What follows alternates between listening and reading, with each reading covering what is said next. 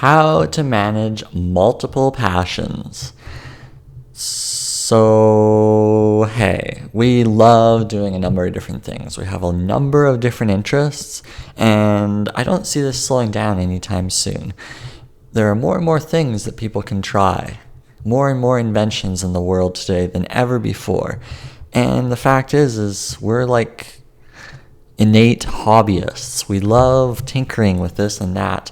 So I don't see this changing, which means we're going to have more and more different creative pursuits that we're going to try out. And how do we manage all of this? How do we organize it all so that we can actually be good at these passions that we're trying to pursue? Like, how often do you see on LinkedIn, oh, I'm an author, entrepreneur, consultant, baby maker, hobbyist, craft person, carpenter, all in one headline. You know, you have the long list of people essentially stating every single thing about their life, and that's who they are. Well, this is the reality. People want to tell others who they are. They want to express who they are. And this expression is an indicator of all their different passions. So how do you manage all of this, though? Because you risk diluting who you really are. Well, I mean, I have a number of different projects I like to work on. And I have a spreadsheet, and I manage it all through there. I take a few different ideas and I execute on them and I finish them, and then I move on to the next ones. And I've got a notes app where I capture things that pop up into my head, different passions I want to pursue. So I put those in the notes and then I organize it with the spreadsheet. It's sort of the step-by-step. Notes app, spreadsheet. And then I just tackle them one by one. And I use my calendar to schedule different activities. But at the end of the day, you might want to look at one major passion and say, I'm going to devote 3 hours to this, or 1 to 3 hours of my time to this every single day. And I'm going to chunk out this time on my calendar and I'm going to go after it every single time this day. And you follow it. You follow the schedule, right? Because if you don't, then you'll never actually pursue it and it'll just become an idea written out. But you want to execute on it. So that's what you need to do, is focus on organizing your thoughts and start executing on these passions, right? Because if you're not documenting it, you can't really see progress because you're not watching the progress. But from the point A to point B, there is a significant improvement. And it would be good to actually look at that progress. That's important stuff. Because then you can say, oh wow, look at that passion that I had. And look at where I am now.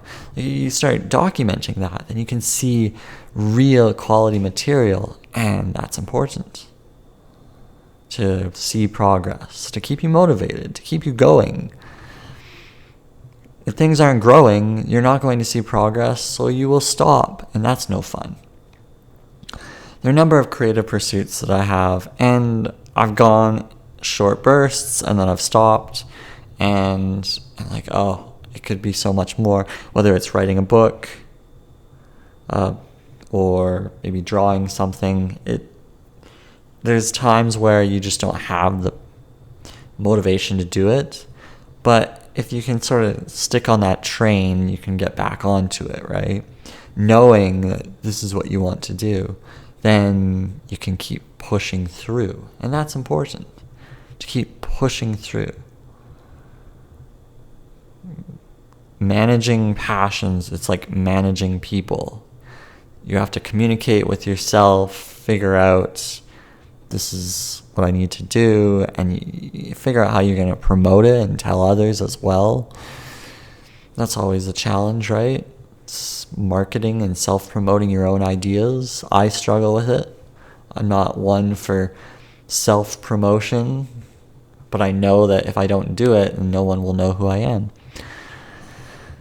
So you maybe have a bunch of passions that you are looking to perhaps try, and you've been pushing it off time and time again, you've been pushing it out and not getting into it, so now's the time to maybe think like a leader of these passions. Start putting them into place so that tomorrow you're doing what you want to be doing. And that's really important, to be doing what you want to be doing, because then things will feel better for you.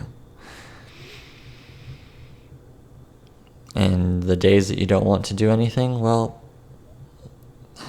give it a try. Even if it's your worst attempt, something is better than nothing. And that's important to remember. Okay, I think that's it.